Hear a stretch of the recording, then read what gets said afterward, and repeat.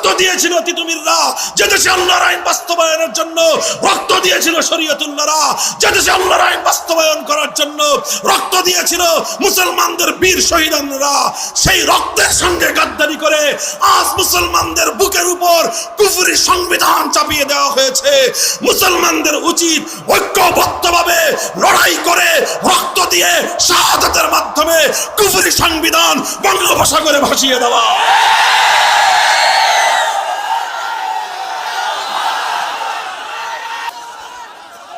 ভাই, আমাদেরকে সমাজ এবং রাষ্ট্রীয় জীবনের প্রতিটি পদে পদে এভাবেই অনেক সময় খুশিতে, অনেক সময় বাধ্য হয়ে, অনেক সময় জেনে আর অনেক সময় না জেনে, অনেক সময় বুঝে অনেক সময় না বুঝে প্রতিনিয়ত আমাদেরকে কুফরির সামনে মাথা নত করে চলতে হচ্ছে।